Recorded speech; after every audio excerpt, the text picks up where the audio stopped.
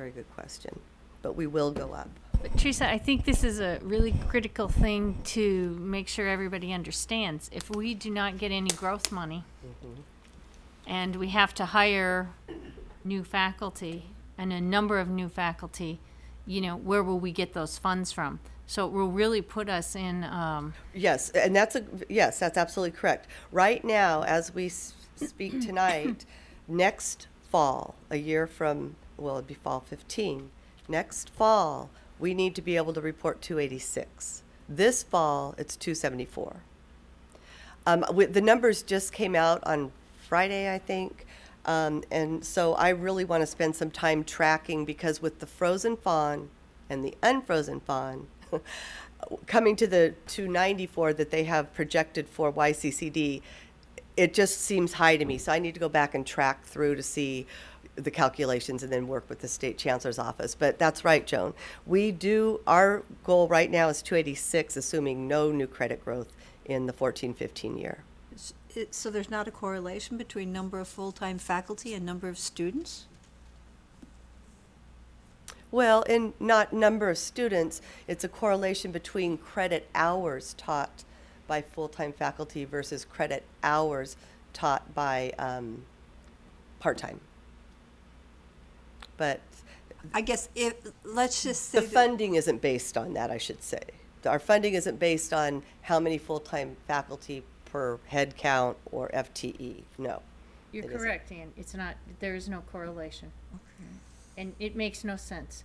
Okay, So if you ask us to explain it and how they've done it and come to a lot of this, it's back to when we were part of the K-12, K-14 system, and so we're still kind of obligated by that. A lot of these things come back from that, like the 75-25 and a lot of these other things. But so when AB 1725 passed, this was part of AB 1725. It was a goal to get to 75-25.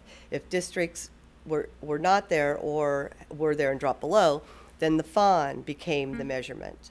But as Joan just pointed out, in the year after AB 1725 passed across the state, every district had a different number of faculty. That became the base. It had really no rhyme or reason. It's just how many full-time faculty you had at the time. So there might have been some districts that, you know, had a higher number per student and lower. They didn't try to equalize any of that. They just said, okay, you know, say YCCD, you have 200. Now every year that you grow in credit FTEs, you increase your FON. Because I also compare many, many times districts with similar budgets as ours, multi-college districts. They'll be higher, lower. There's no, honest to goodness, true rhyme or reason about that number. Only that it grows up and reduces as credit goes up and credit goes down. I Sorry. know, and that's what we have to work within, Yeah. and I don't know how else to explain it. Yeah. I like the 75-25 rule. I mean, if I was a student or a parent of a student, I would like to have 3 out of 4 classes. I'd love to have 3 full-time tenure track faculty members to 1 part-time. But it comes down to money, it seems. And so where does the money come from? If it's not coming from the state, then it comes from other places that we're utilizing it now. That's right. And where that most of our money goes now is to salaries and benefits. And benefits. And it is expensive, obviously, because a full-time employee has a full benefit package. Part-time employees don't.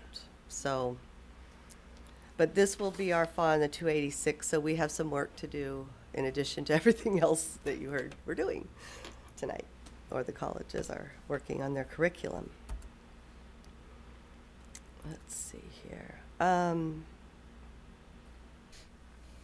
I mentioned why the numbers differed in 12-13.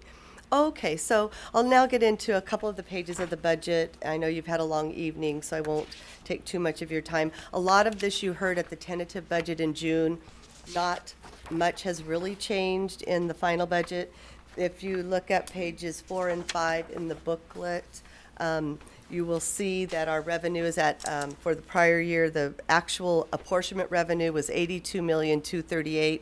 I do make a note there was a state deficit applied to that. That had nothing to do with our growth in FTEs. It's about $1 million, and in the current year, we're building that $1 million back in.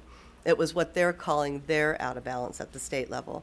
Our restricted funds, when we include those, we're looking at 114,609 revenue budget in the general fund. And then our expenditures, you can see, are 114,556 with an ending balance of 20,618. Now let me go through that ending balance. I spoke to this, but I want to show our board where we have allocated that STRS and PERS. In the first line is, oh, excuse me, this is 13-14 actual. I'll show you that in 14-15. In the current budget, we have the 10% reserve, which is now embedded in our budget planning. We have in our undesignated carryover of 5.5 million. We have restricted funds of 2 million, and we have our vacation accrual whittled down to 440,000. I skipped over contingency. That contingency is the remaining money from what we held back for Prop 30. So we keep putting one-time funds out, and as we put that money out, this contingency reduces.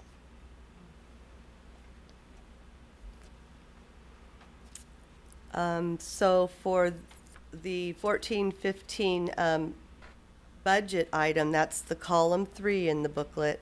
You'll see where I'm explaining that we added the COLA, but we haven't added any growth in there. We're being cautious not to put any money out that we don't know we have yet. The expenditures, as I mentioned, are adjusted for step and column, the STRS and PERS, benefits, energy, and the one-time costs. We also have the contribution to the retiree benefit fund trust, and that's $1 million. We had the actuarial study made. Again, we have that done every 2 years. This is funding for the benefits for when all of us retire and our current retirees. And then we have the one-time expenditures. And that leaves our ending general. I have a question on that previous page. The one-time budget adjustments for the colleges. How were those, did that come from reduced spending in a prior year? That came was saved? from that set aside in the Prop 30 money. The 3.9 contingency was up over 5 million when Prop 30 passed. Okay, I'm trying to correlate proportionately. It seems like Modesto is not much Oh, more okay. than the Yes. Columbia Yes. College, and I'm trying to Right. figure out, is it a matter of allocation or savings? And then what does that mean when that goes away? It seems like it's going to hit Columbia harder when that goes away. And it probably will be going away from Columbia sooner than Modesto. But good question, and we are asked that all the time. I just went back a couple slides. The contingency where the cash is coming from is from the Prop 30 carryover, cash set aside. The allocation goes back to carryover funds from 3 years ago. Both colleges carried over funds when we asked to cut back on spending. So there wasn't the ratio from our allocation model in place. Whatever the colleges saved that year, we put out in one-time funds, and those were the amounts.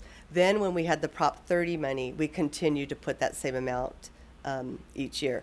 Both colleges are aware that that's one-time funds, and we have those discussions regularly about that, the one-time nature of that.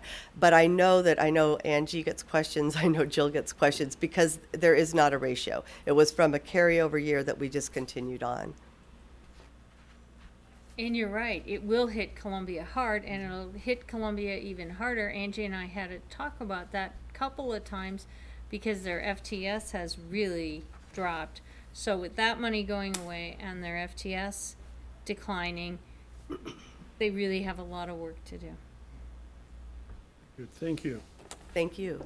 And then I'm going back to the ending fund balance, and I think I will take you out of your, well, we're almost finished here. So the contingency for PERS and STRS, it's the 4th line and 5th line down in the general fund reserve.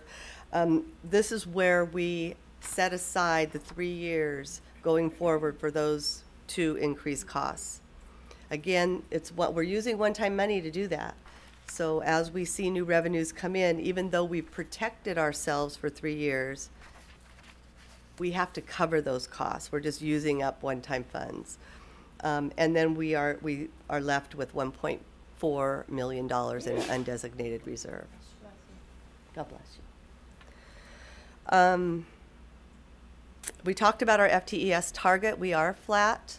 Well, we're budgeting flat. And so you can see that we're, column 3 is the budget for FTEs, the target, and what we actually reported in the prior year. However, in the notes, we explain that we reported to target by borrowing FTEs from 14-15. The reason we did that is, well, it's twofold. One, we wanted to pick up the restoration dollars because you only have 3 years to pick up the restoration dollars. And two, we didn't want to go into decline because that is another huge problem. So as the colleges plan for growth or lack thereof, we will know how much money to put back into the budgets. And then we will go back into the allocation model and allocate growth funds. This is just a chart of our FTEs. It's in your booklet. Page 7. Okay, whoopsie. This is just a graph of how our revenue has fluctuated, and we are on the upswing, but you can see how dramatically we were cut. So we're not, you have all lived through that with us, and so you can see now how we're starting to make apportionment back up, restoration. Had we not rolled and borrowed, you would see that 88 million in the 13-14 column down probably 4 million or so. These are just pie charts. You're familiar with these. They're in your booklet if you want to take a look. One of the reasons I like to show these again and just remind all of us, prior to the recession, the state apportionment and enrollment fees and property taxes made up our revenue. And then they folded in redevelopment money and this educational protection money. So there's more pieces of the pie at risk now than there were before we went through the recession, because we're counting on those Prop 30 monies, we're counting on the governor's liquidation of redevelopment agencies, and so the pie gets a little more complicated as we're projecting revenue. And you can see from that budget to this budget. This is our expenditure budget for the entire district in the unrestricted general fund, and then again we break it down by colleges. And of course, you will see a higher percentage of salaries and benefits at the college level than at the district level because we're more the operational pieces. We carry the insurance, we carry the energy, we carry all those other components.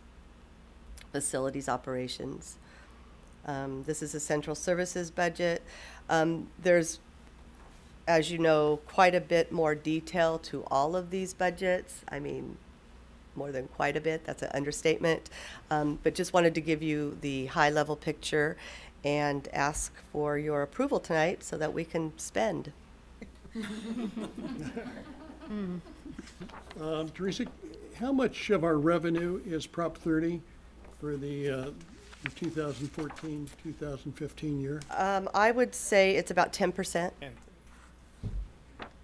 So it's really imperative that that revenue get replaced somehow in the Right. future, or else we're going to have some significant problems. When Sarah and I look at, we call it the Schedule C, it's the statewide allocation. It's like, oh my goodness, this is at-risk money. So, And I really appreciate you, I mean, you've done it more than once, and I think it's important to, to show the potential problems coming up so we can sort of plan for them and be aware of them, and the contingencies I think are really a good idea, because I would like to take the hills and valleys and smooth them as much as possible, because whipsawing students on classes that they can take, or faculty, classes they Right. can teach, or just, what our hiring can be for CSEA and LTAG, affects everybody, so. Right. I appreciate your efforts in trying to keep us from being whipsawed by the budget. Thank you. And I appreciate, you know, you've asked some great questions that made us think, well, let's see, how can we protect, even though we know it's one time for those stirs and purs is what I'm thinking of now, at least we are smooth for 3 years. We won't see a huge bump that we can't pay for. So thank you. Are there any questions, any observations? Well, I'd just like to thank you for all the work that you've done in presenting this. It's quite clear, not always cheerful, but important to have. So thank you for all your time on that, Teresa. Thank you. Okay. So do you need a motion to approve Yes, your yes. budget? I'll make that motion. All right. We have a public hearing first. Oh, okay. Didn't we do that already, You've and then been we in had the the dark one, discussion? Public hearing. That was a different Public hearing on the other Different one. one, now Oh. it's another one. Okay, I need a public hearing for the budget. Hearing none, we're gonna close it. Now we had a I'll make a motion that we adopt the proposed Second. budget. vote, and trustee Rojas seconds it. All those in favor of adopting the proposed budget? Aye. All right, Opposed? Abstention? I get the best part of the Motion agenda carries. now. Spend, Teresa, spend. Spend. Go forth and spend. All right, now we're to the It's better than go forth and spend. Wishful comments thinking. from the board. Let's start with Andrew. Okay. All right. So in the last month since the last Board of Trustees meeting, I attended the System Advisory Committee on Curriculum at the State Chancellor's Office. That was lots of fun. The last two ASMJC Executive Council meetings, Columbia College's In-Service Day. I liked the perspective of that from attending MJC's Institute Day. The last two ASMJC Student Senate meetings, the Special Board of Trustees meeting, ASMJC Welcome Back Week, as well as their Welcome Back Night, which was hosted at the Modesto Nuts game, the ASMJC Legislation Committee meeting, the Region 5 meeting at Porterville College, along with many other students from Columbia College and Modesto, and the ASMJC Interclub Council meeting. Thank you. Wow, tough act to follow. Who wants to follow that? That's a left.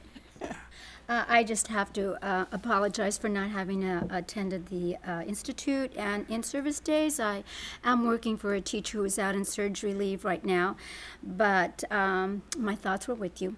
I did attend the Scholarship Awards ceremony, and I did attend a board study session, and I did attend classified staff breakfast also. Okay. I was with Linda at the MJC Scholarship event where they handed out $250,000 worth of scholarships. It was really well done. I was the main speaker at the Patterson Rotary. They wanted an update on the Patterson Center, so thankfully I had a presentation where I had materials and some talking points from Joan. So Jill and Joan, thank you for helping me get through that. I attended the beginning of the Columbia College in-service. I was not able to stay for all of it. I kind of regret that, but I had an important conflict. I went to the MJC Institute Day and stayed until we had to leave for a special board meeting. And also in Patterson, I attended the open house for their Professional Development Center. The Patterson Joint Unified School District opened that and it was very nice to talk with the superintendents again of Patterson and Newman. He came there. And I just also want to thank you for spending some time in a moment of silence for Pat Dean.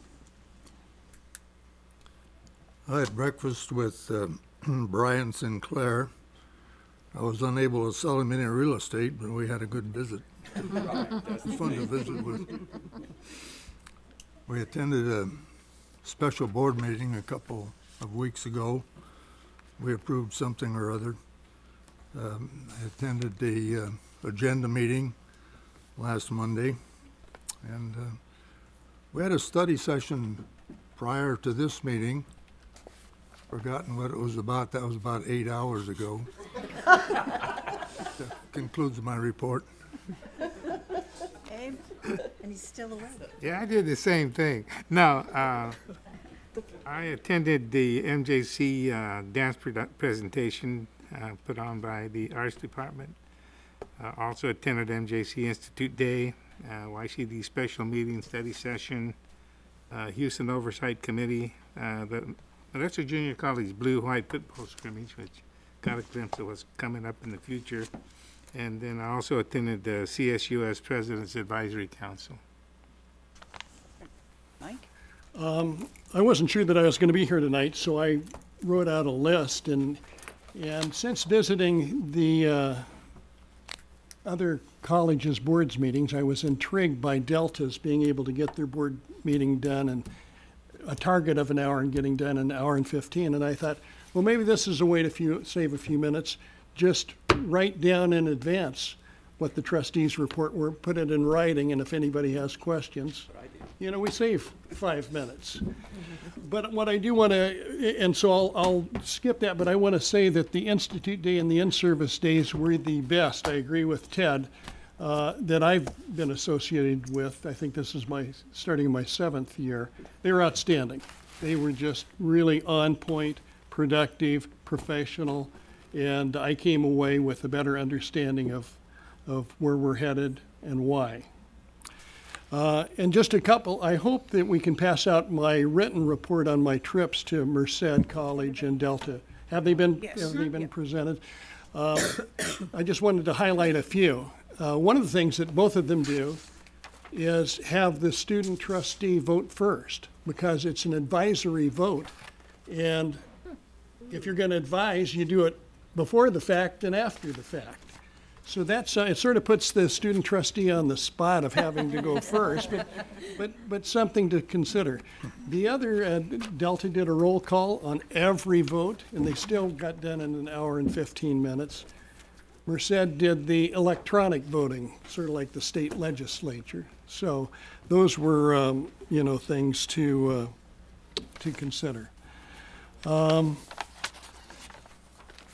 They talked about their different board education procedures, and just a little emphasis on reserves too.